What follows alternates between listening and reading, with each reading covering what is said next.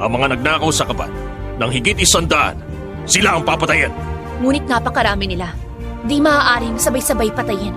Kulang rin ng tao na papalit sa kanila. Habang pinapataw ang parusa, kailangang magsanay rin ng bagong tauhan. Sa pamantayan ng pagpili ng mga bagong pinuno, kamahalan, kayo na po ang humusga. Punong Ministro, napalaki mo siya na mabuti. Pagdating sa paghahanap ng bago at pagtatalaga ng tauhan, ikaw na ang bahala. Opo, kamahalan. Punong Ministro, bakit hindi mo agad ipinakilala si Wei Yang sa akin? Di sana mas maaga kong naibsan ang paghihirap ng mamamayan. Li Minfang, hanggang ngayon, ipipilit mo pa rin bang ninakaw ni Wei Yang ang balangkas mo? Hindi po. Binabawi ko po. Tahasan mong sinabi na si Wei Yang ay nilinlang ako. Ngunit sa tingin ko, ang nanlinlang sa akin ay kayong tatlo. Kawal! Habang wala pa akong parusa sa kanila, ikulong sila! Opo! Patawad, kamahalan! Patawad po! Patawad po! Siya yun! Pinaniwala ako ng babaeng ito na magtiwala sa kanya! Wala po akong alam! Pinalak niya ito! Alis dyan! Kamahalan! Kamahalan! Nais ko lang makabawi sa pagkakamali ko, kaya hindi ko naintindihan si Wei Yang nung nakaisip siya ng magandang balangkas. Hindi ko nais linlaki ng kamahalan! Kamahalan! Kamahalan, tama yan, kamahalan. Hindi lang pagkakaintindihan ito. Ama, magmakaawa kayo sa kanya. Pakiusap, magmakaawa kayo.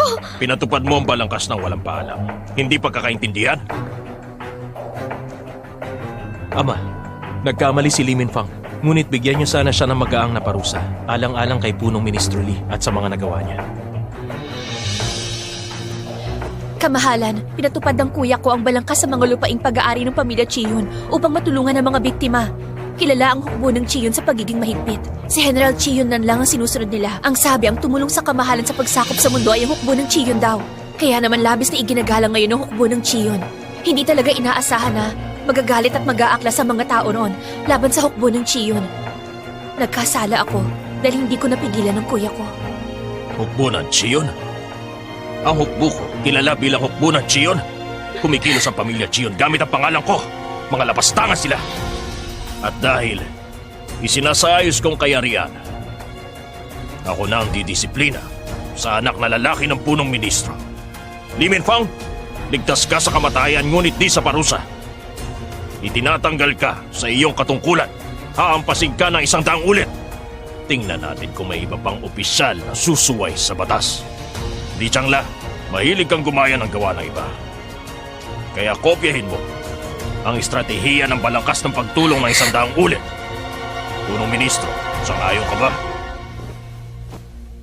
Pahamang kamahalan, binigo ko kayo sa hindi pagsaway sa anak kong lalaki. Parusahan niyo po ako. Patas ako magparusa at magparangal. Naging panghas si Li Minfang at may pananagutan ka. Mabuti na lang at naturuan mo na mabuti ang anak mo si Li Wei Yang. Nakabawi ka sa kasalanan mo. Tumayo ka. Salamat, kamahalan. Ilabas niyo silang tatlo.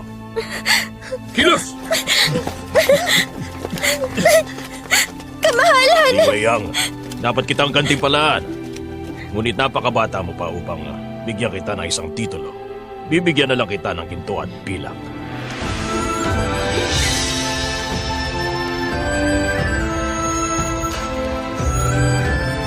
Binibini, malaking gantimpala yan. Bakit di ka magpasalamat? Kamahalan, salamat sa gantimpala. Ngunit, pag naiisip ko ang mga biktima na hanggang ngayon naghihirap pa rin dun sa mga nasalantang lugar, hindi ko magawang tanggapin ang mga gantimpalang to. Kung papayag ang kamahalan, nais kong ibigay ang gantimpalang to sa lahat ng mga nasalanta ng baha na wala pa rin matuluyan. Lalo lang kita. Dapat gantimpalaan. Ngunit may isang salita ako. Ang gantimpala ko sa iyo, dapat tanggapin mo. Sa utos ko, ikaw na ang dayang ng anping at ang iyong ina. Kamahalan, ang tumatayo kong ina ay mataas ng katayuan sa lipunan. Ngunit, ang tunay kong ina ay wala pang gantimpala. Nais mo siyang parangalan. Kung gayoy, itinataas ko ang antas niya ng pangatlong ulit bilang ginang ng kabutihan. Salamat, kamahalan! Wei Yang, pinapanood mo ba kami? Magmula ngayon, mataas lang ang antas ng iyong ina. Wala nang aalos na sa kanya.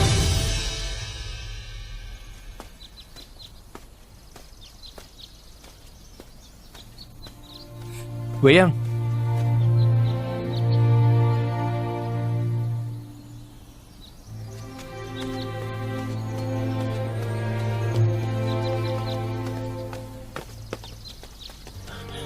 Weyang, Pagbati sa prinsipe ng Gaoyang.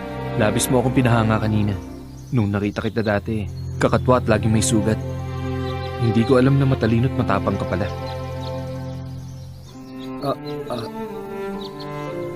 Ano? Ibig kong sabihin, pinupuri kita. Ang kanyang kamahalan ba magaling na ang sugat? Nag-aalala ka pala sa akin.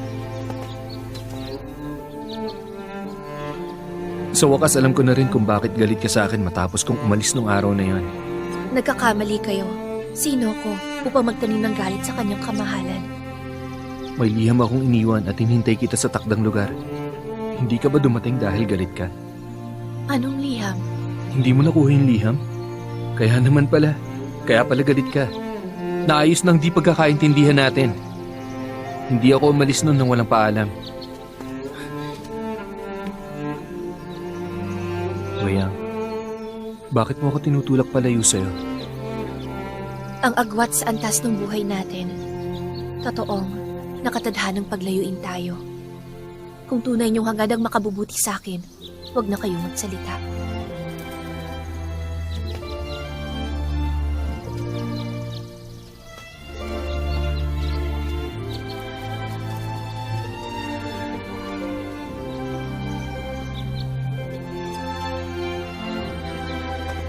Tiangda, ano bang inaalala ni Li Weyang? Hindi naman siya matigas nung nasa panuluyan tayo. Pakiramdam ko kahit ano mapag-uusapan namin.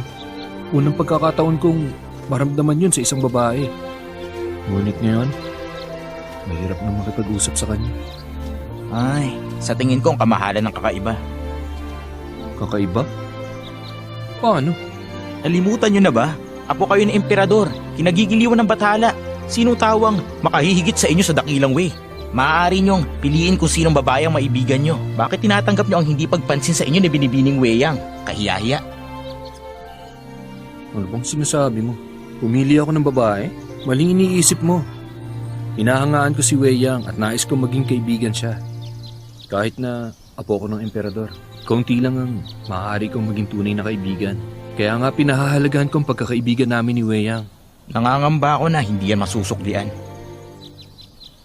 Anong sabi mo? Isipin nyo, mahalaga sa inyong pagkakaibigan, ngunit sa Binibini maaaring hindi ganon. Mangangahas akong sabihin to. Sa katayuan at kapangyarihan, wala kang laban sa prinsipe ng Dongping at Nan'an, ang binibining mula sa tanyag na pamilya.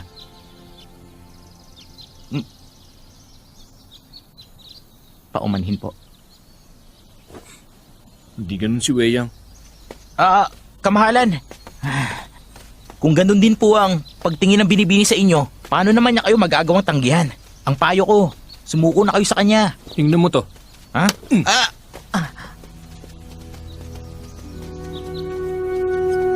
Li Changlong, nanakaw daw niyang gawa ng iba. Siya yan. Napalitan nga siya.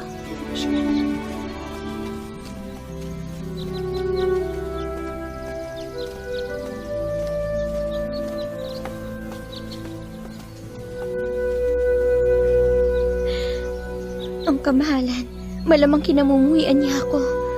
Maaagaw ba siya ni Li Weyang sa akin?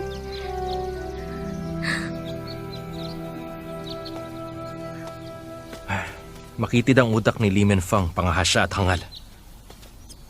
Kumpara sa ama niyang si Punong Ministro Li, wala siyang sinabi. Bakit sumugal pa rin kayong inisin ng kamahalan upang makiusap para sa kanya?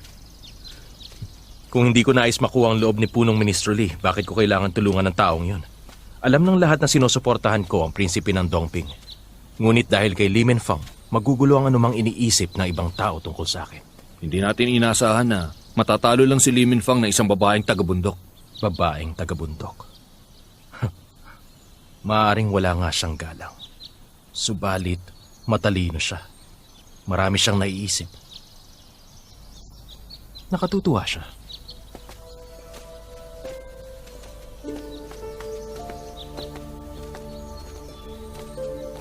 Kamahalan na yun. Ang pangalawang binibini. Binibining Weyang. Pagbate, prinsipe ng Nanaan. Napansin ko na sa tuwing nalalagay ka sa panganib, palagi may dumarating na tulong sa iyo upang iligtas ka sa unos. Masasabi kong isa yan sa mga kakayahan mo.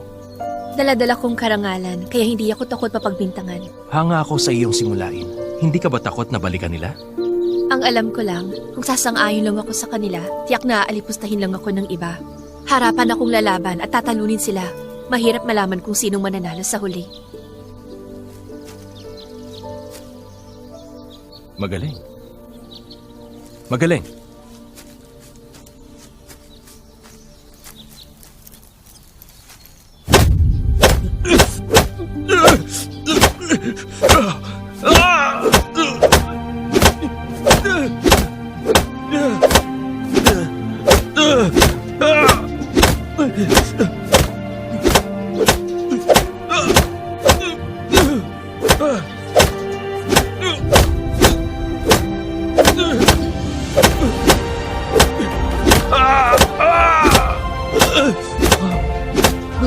Limit pa. Maaaring mahina nga ako at mag-isa lang. Ngunit kung may pagsusumikap, kahit langgang makapagpapabagsak ang pinaparte sa pagitan natin dalawa, kung isa pa lang ito.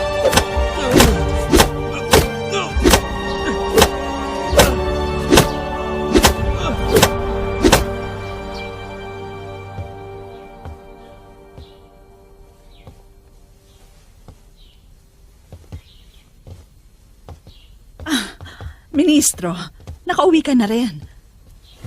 Kumusta ang lakad niyo? Sina Mingfang at Changla, bakit hindi mo sila kasama? Ano ba talagang nangyari? Anong nangyari? Kasalanan nito ng anak mong lalaki. Muntik niya ng dungisan ng buong pamilya, Li. Tanggal na siya. Wala nang katungkulan at hinampas ng 100. Naging maawain sa kanya ang kamahalan. 100? Si Minfang, paano naman niya makakaya yon? Ministro, bakit hindi ka nakiusap sa kamahalan? Paano pa?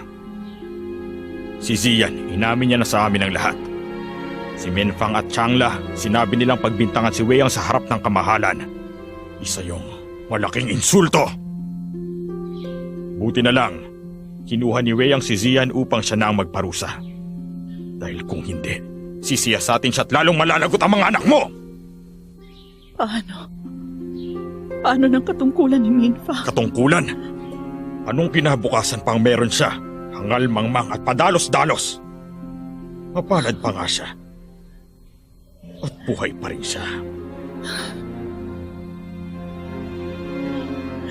Ministro, kasalanan ko lahat ng ito. Nabigo akong palakihin siya ng tama. Nag-iisang anak na lalaki mo siya. Kailangan mo siyang tulungan. Huwag muna. Iisip ako ng paraan. Kapag humupa na ito. Ministro! Ministro! Iyakin mong magpapakabait siya sa pagkakataong ito. Kapag nagkamali uli siya, hindi ko siya ililigtas kahit anak ko siya.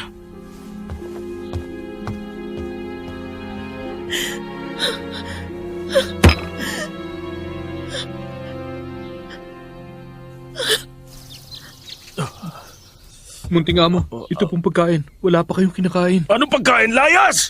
Umalis ka na. Ina, kailangan niyo pong tulungan ngayon si Kuya. Ina, Ang walang ngayang tagapaglingkod na yon. Ang tapang niyang sisihin ng amo niya. Umanda siya sa akin. Kailangan nating parusahan si Ziyan. Ngunit hindi rin dapat pabayaan na lang si Li Weiyang. Kung hindi niya sinabing tumulong ang pamilya Chiyon tungkol sa pagtulong natin sa pagsakop sa bansa at nagalit ang kamahalan, hindi sana maghihirap ng labis gaya ng kuya ko. Kinatatakutan at ginagalang ng kamahalan ng Chiyon. Sinadya ni Weiyang na purihin tayo upang manliit ang kanyang kamahalan. Kaya naman nagalit siya sa pamilya natin. Mapagmanipula siya. Ina! Ina, napakasama ng babaeng yun. Tingnan mo ang ginawa niya sa akin. Aray ko, kayo nang gumanti para sa akin. Ina, kailangan niyo nang tapusin si Li Weiyang. Kayong dalawa, kailangan niyo munang magpakabait ngayon. Ina! Paano ko ito mapapalampas? Ipinahiya niya ako sa iba! Anong iniisip mo? Anong magagawa mo? Hindi niyo ba ako matutulungan? Minfang, maaating ba kitang hindi tulungan? Pinakamamahal ko kayong anak. Hahayaan ko bang apihin na lang kayo ng ibang tao? Bakit hindi kayong magturo ng leksyon kay Li Weiyang para sa amin? Si Li Weiyang, katatalaga lang sa kanya bilang dayang ng Anping. Tanyag siya ngayon. Maghintay tayo ng pagkakataon. Sa ngayon, kailangan niyong magtiis. Tandaan niyo, huwag niyo siyang labanan ng harapan. Maliwanag? Opo, Ina. Minfang, kapag magaling ka na, hihilingin ko sa iyong ama na ibalik ka na sa katungkulan mo. Ina, ayaw ko sa katungkulan. Nais ko lang mamatay si Wei Yang.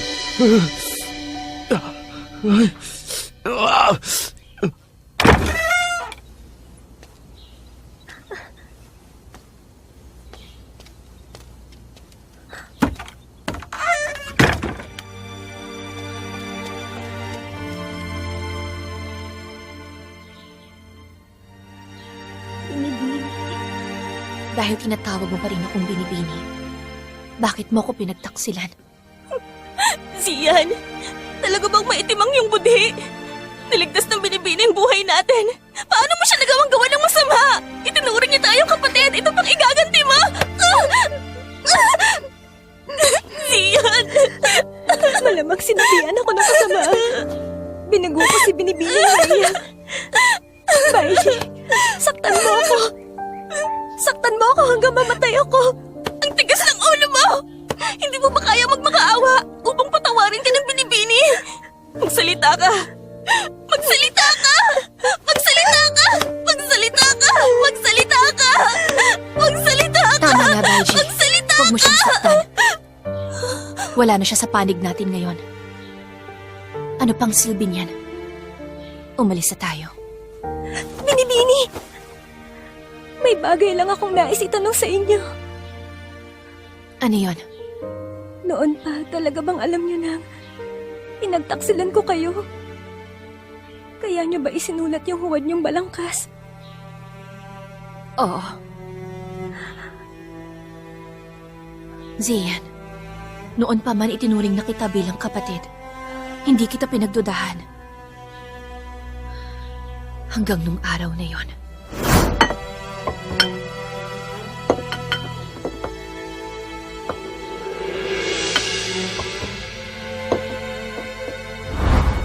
Mula pagkabata, maselan na ako sa amoy. Kaya, nakaamoy ako ng alak na panggamot sa'yo nung araw na yon. Ang amoy na yon, dati ko pang naamoy kay Li Minfang. Akala ko matalino na ako. Ngunit nabasan yung mga galaw ko. Tinanong ng binibini. Kung may kasintahan ka na, kung mayroon, hahayaan ka niyang umalis. Anong ginawa mo? Inilihim mo sa kanyang ugnayan niya ng munting amo at pagkatapos nakipagtulungan ka upang paratangan ng mali ang binibini. Alam mo bang, napakalaking kasalanan yan! Binibini! May kaakibat na paghihirap. Ang pagsilbi niyo sa akin, hindi makakilos ng malaya. Ayaw kong sisihin ka sa nangyari. Tinuring kitang kapatid.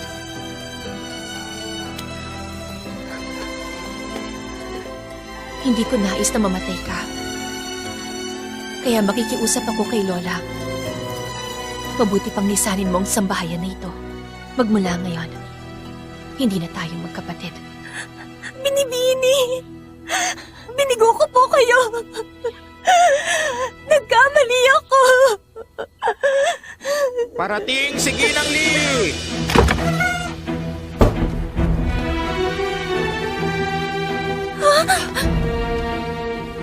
Kunin si Zian at hampasin hanggang mamatay.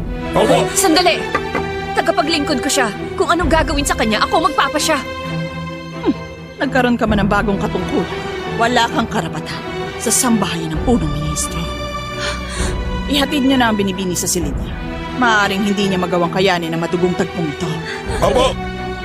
Ginang! Hindi niyo po ako maaaring ipapatay! Dinadala ko po ngayon ang anak ng munting amo.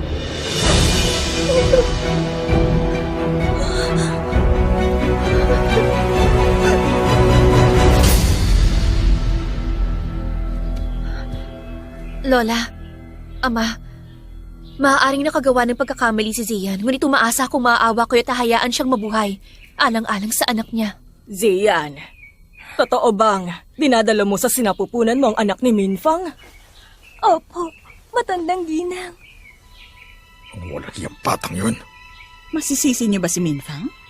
Malamang inakit siya ng mababang uring utusan na yan. Nais niyang umangat. Nangyari na ito. Hindi ito ang una. Huwag ka nang magsalita ng walang saysay. Ang mahalaga, anong gagawin natin? Tingin ko, Wala kang pakialam sa batang dinadala ng utusang yan. Isang kahihiyan sa pamilya Li ang panatilihin siya sa sambahayang ito. Alang-alang sa pangalan ng ministro at ni Minfang, hindi dapat lumambot ang puso mo. Maawa kayo sa akin, Amo! Amo, ginang! Dinadala ko ang anak ng munting amo sa sinapupunan ko! Isang maliit na bagay lang yan. Ang matandang ginang at ang ministro hindi dapat magalala. Ako nang bahala rito. Utusan, dalhin niyo siya sa labas. Maawa kayo, Amo! Maawa kayo, ginang! Maawa kayo, Amo! Maawa kayo, ginang! Dinadala ko ang anak ng munting amo!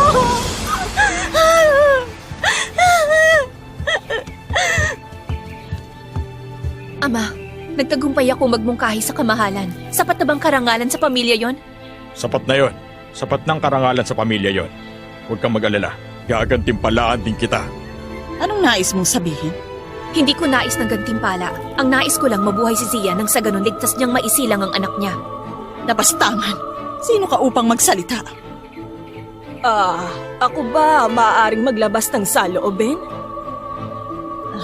Paumanhin po, matandang ginang. Naging masama ako. Bigyan niyo kami ng pangalan. Hindi ko kayo pangangaralan.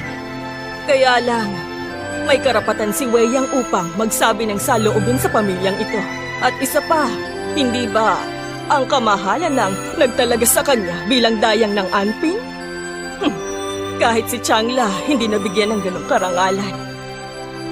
Tungkol naman kay Zian, mahirap nga ang pamilya niya. Ngunit kahit hayop, hindi kakainin ng anak niya. Paano mo maaatim na patayin ang isang batang wala namang kasalanan? Malamang dapat disiplinahin mo rin ang anak mo at pigilan siya sa asal niyang masama. Matandang ginang. Pagod na ako! Naalis na ako. Kayo nang bahala, ha? Huwag niyong kalimutan, ito ang pamilya ng Li. Sino bang amo? Ministro. Sino nariyan? Ibalik si Zian sa silid niya. Walang gagalaw sa kanya. Kahit sino. Nang walang pahintulot mula sa akin. Ministro!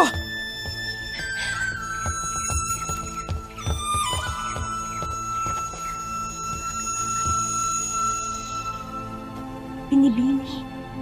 Salamat.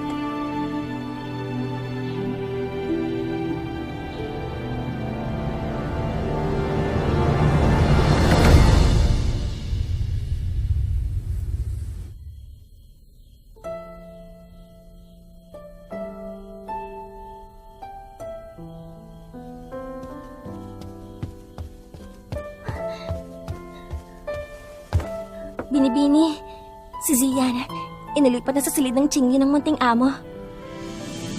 Nagkatotoo na rin ang hinihiling niya. Umaasa akong magiging mabuti sila sa kanya, alang-alang sa bata. Binibini, masama po si Zian. Hindi na nga kayo nagalit sa kanya, ngunit inaalala niya pa siya. Nakapapagod at napakahirap ang magtanim ng galit.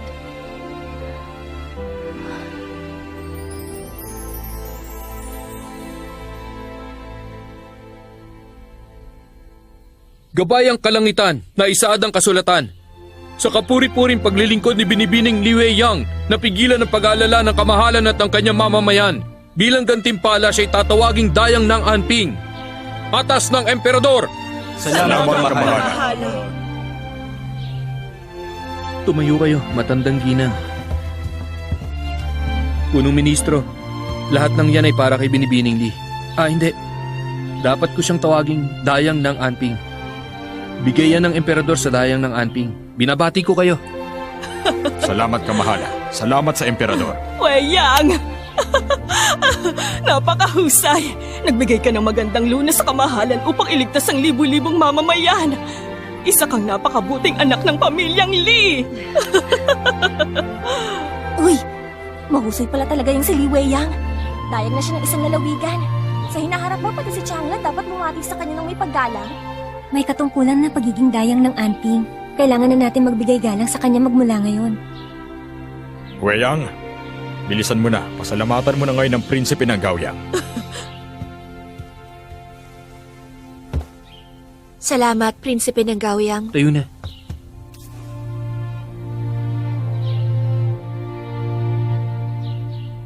Salamat, Prinsipe ng Gaoyang. Kung ganun din po ang pagtingin ng binibini sa inyo, paano naman niya kayo magagawang tanggihan? Ang payo ko, sumuko na kayo sa kanya. Ginawa ko lang ang tungkulin ko. Tama ng mga pagbati. Kamahalan. Pakiusap. Magtsaa muna kayo at magpahinga. Mag-uulat pa ako pag-uwi. Punong Ministro Li, salamat sa panyaya. Chengda. Ingat ka, kamahalan.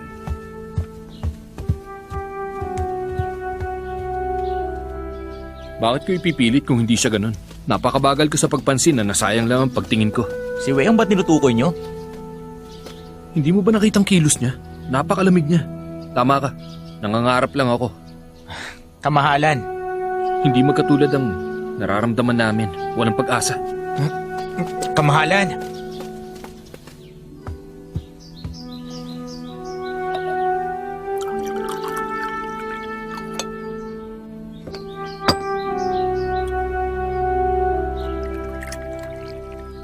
Binibini, tsaa.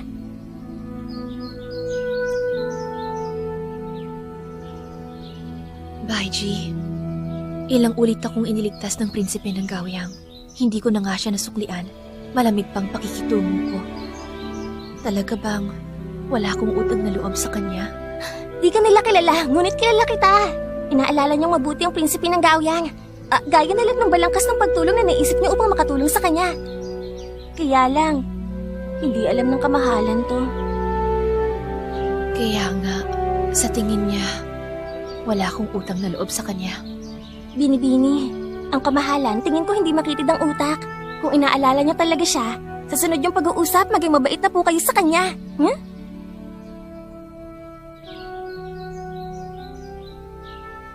Ano ba tong mga iniisip ko? Binibini? Makaalis ka na. Nais kong mapag-isa. Opo.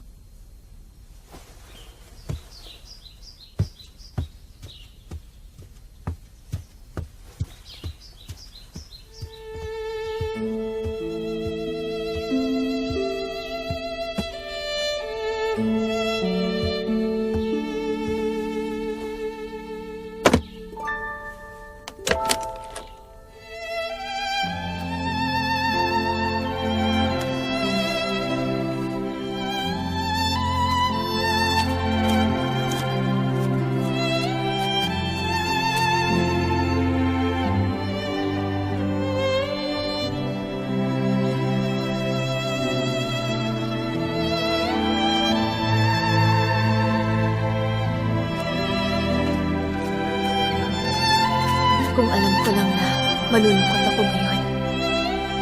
Sana pala, hindi na lang kita nakilala.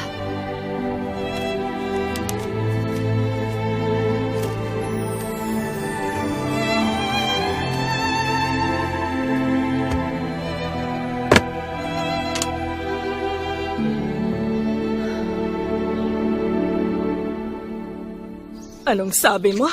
Kukumpiskahin mo kay Weyang ang mga ibinigay na handog ng kanyang kamahalan?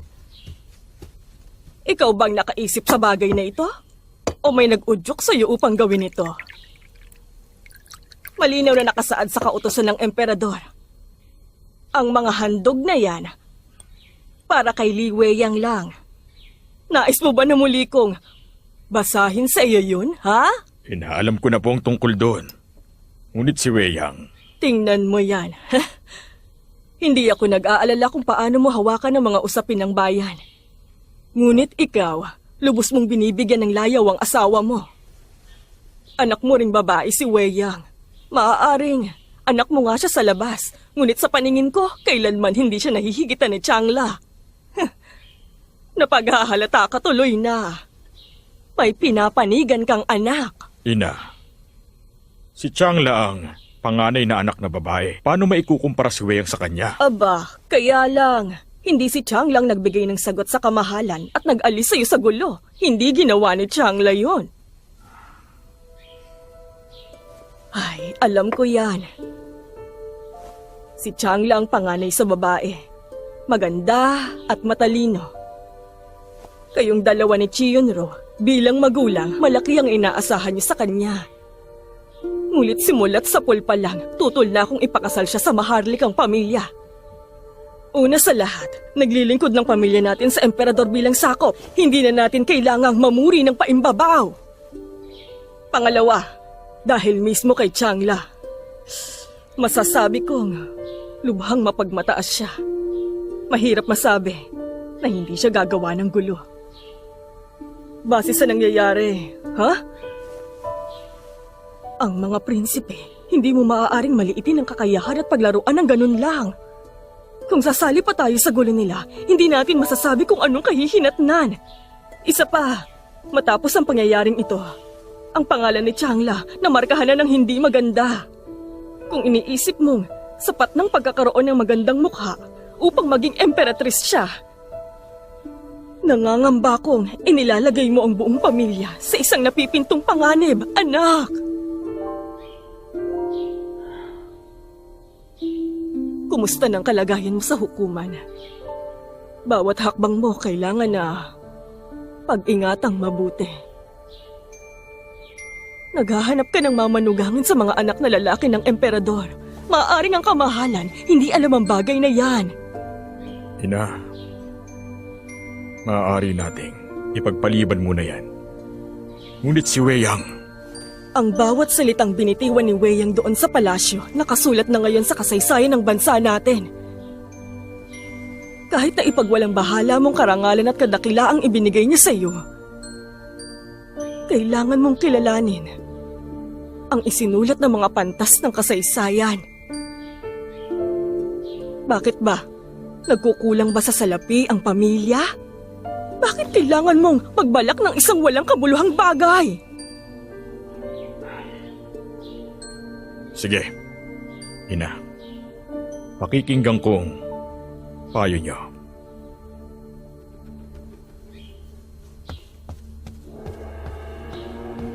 Ginang, nakumbinsi na matandang ginang ang ministro upang isauli ang mga handog para sa pangalawang binibini.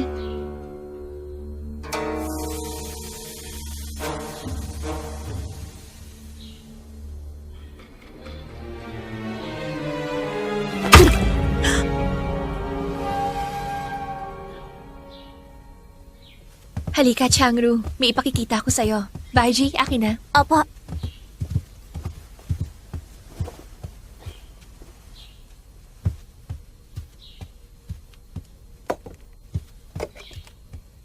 Nung nakita kong mga to, ikaw ang naisip ko. Tingnan mong mga to. Tig-isa tayong dalawa. Tamang-tama lang. Para sa'yo. Ang ganda. Ilalagay ko na sa buhok mo.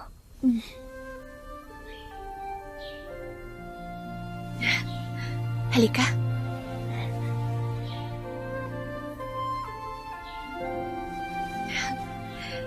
Dalhan mo kami ng salamin.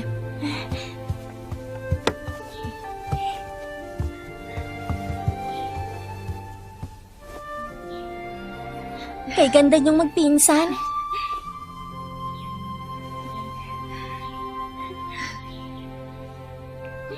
Lola, nung nakita ko pong bagay na to, kayo agad ang pumasok sa isip ko. Naisip ko na dalhin sa inyo to agad.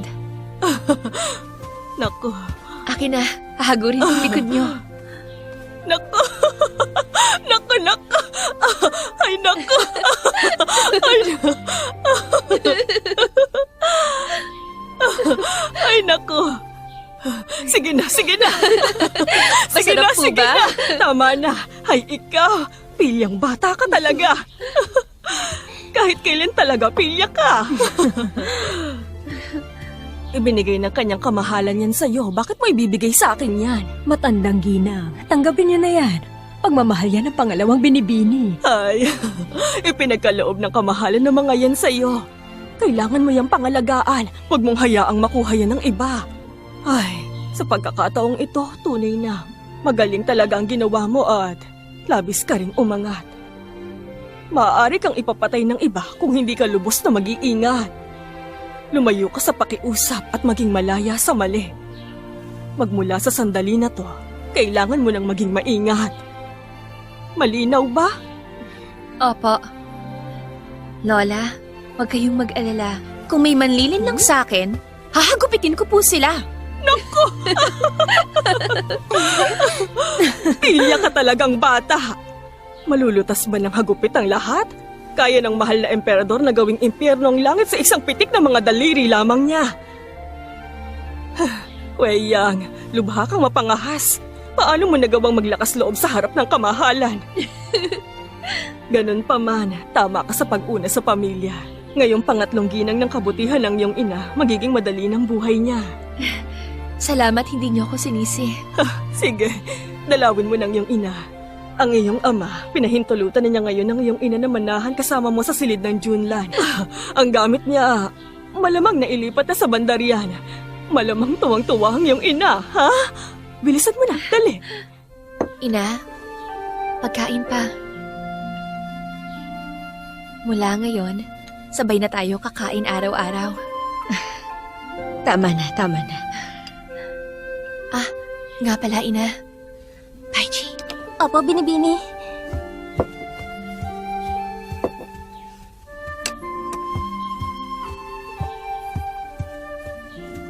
Binibini.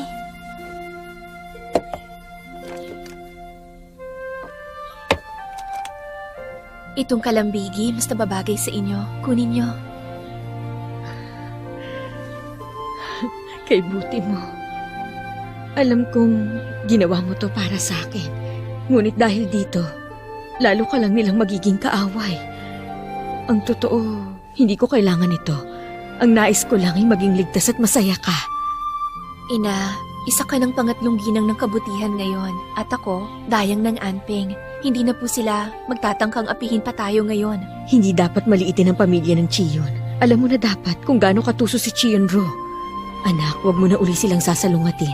Kontento na ako sa pagkakaroon natin ng payapang pamumuhay. Kahit lumayo ko sa kanila, hahayaan ba nila akong mag-isa?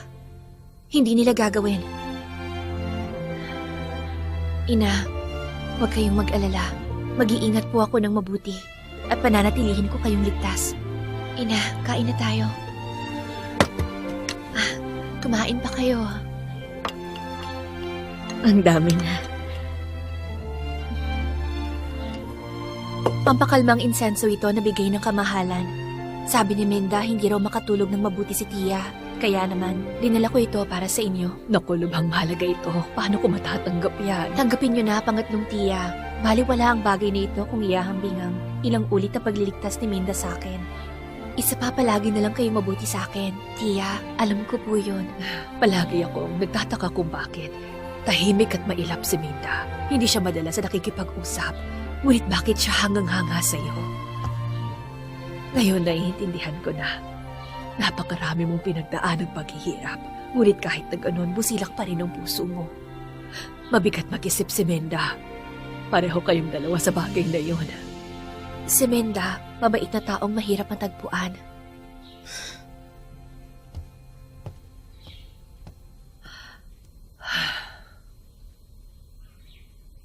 Tia, bakit tila malungkot ka? Baka aalis ka na. Opo. Weiyang, may nais makita ka. Makita ako? Sumama ka.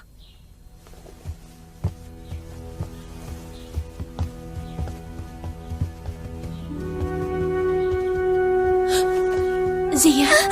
Zian! Zian! Binibini!